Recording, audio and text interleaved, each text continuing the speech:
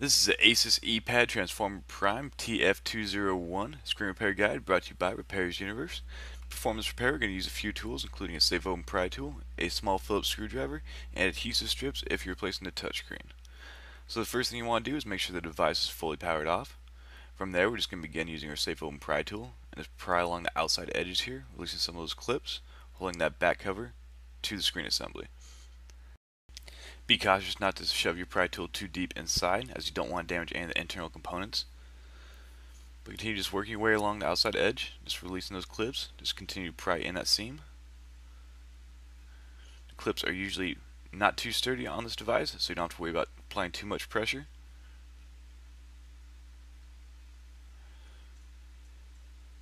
Once you have a corner or a grip area like this right here, it makes it much easier. And as you can see, it's coming apart very nicely now. And just release some of those final clips. Now you want to be very careful, because as you remove the screen assembly from the device, it's still going to be connected with two flex cables. So you want to be very careful, as you want to release all these cables before you remove the screen assembly.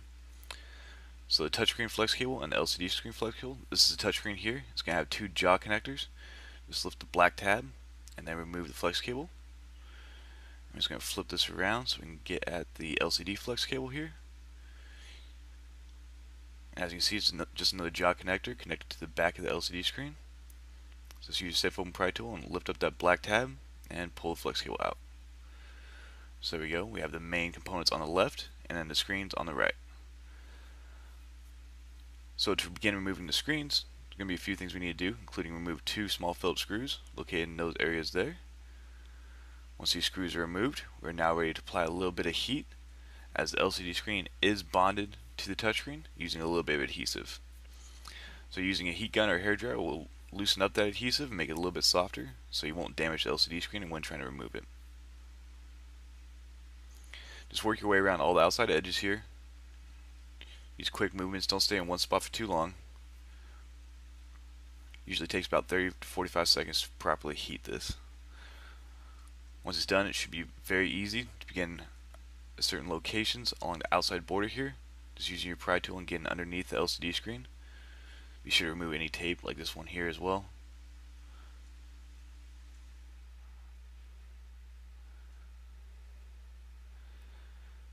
So here you go, starting to release some of that adhesive holding the LCD screen to the touchscreen. If your LCD screen is undamaged and you're just replacing the touchscreen, you want to be very careful, as you do not want to damage that LCD screen, because it is very fragile because of its large size.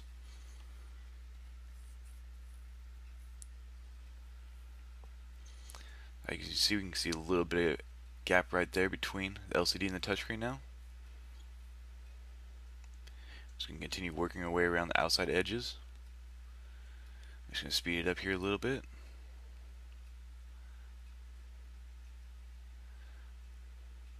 As you can see, the adhesive is coming up quite nicely.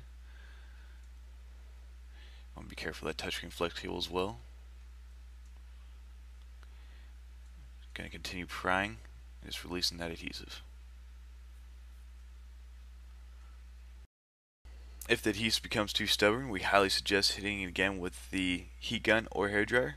This will soften up that adhesive again, making it much easier to separate the screens.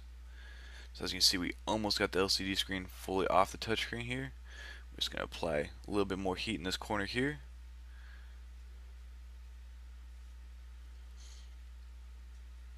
And now we should be able to fully remove the LCD from the touchscreen.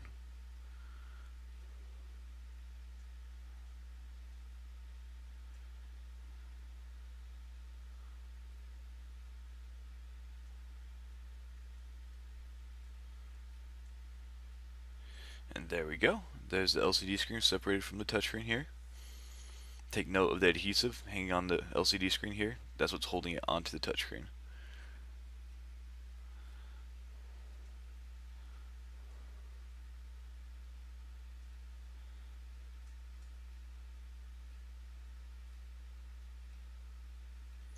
If you were to remove the touchscreen, these are the next steps that you'd have to take. You'll need to remove the plastic housing here, and to do that we're just going to use a heat gun or hair dryer again and just warm the adhesive holding the touchscreen and out to this front housing. You want to be very careful here as that housing is very thin plastic, so you don't want to overheat because you have a chance of melting it or making it very malleable to the point where it can break. So you just want to use small amounts of heat and continue reheating as necessary. Now the toughest part about getting the touchscreen away from the frame is just the initial entry point, which can be a little bit of a pain. So you're just going to need to find a way to leverage your pry tool underneath that adhesive and the touchscreen.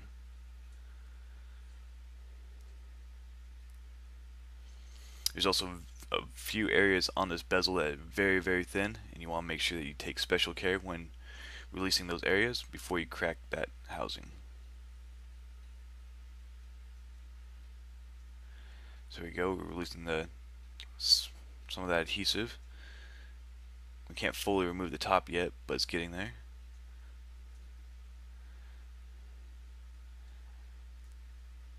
On both the sides is where there's a lot of that thin frame, so just be very cautious around those sides. Like I said, reheat more often in this location because you don't want to overheat that bezel. So just take your time when doing this. As you can see, it just makes it so much easier to slide your pry tool through once the adhesive is properly warmed. So this is one of those trouble areas here. I'm just going to make sure I separate that adhesive from the housing. And then carefully lift that skinny part up. And then continue working our way around.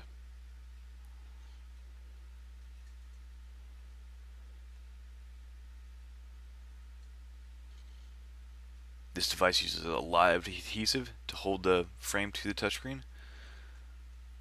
So keep that in mind when you're about to replace your own, that you'll need extra adhesive.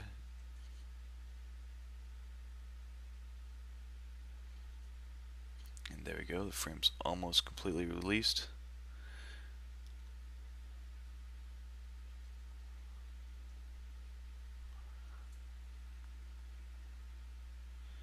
And there we go.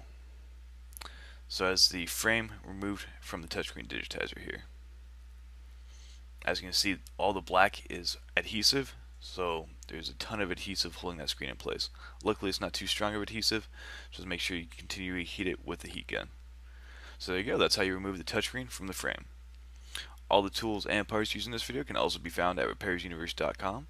If you found this video useful, please be sure to like, comment, and subscribe on our YouTube channel, and also be sure to check us out on Facebook and Twitter. Thank you for watching.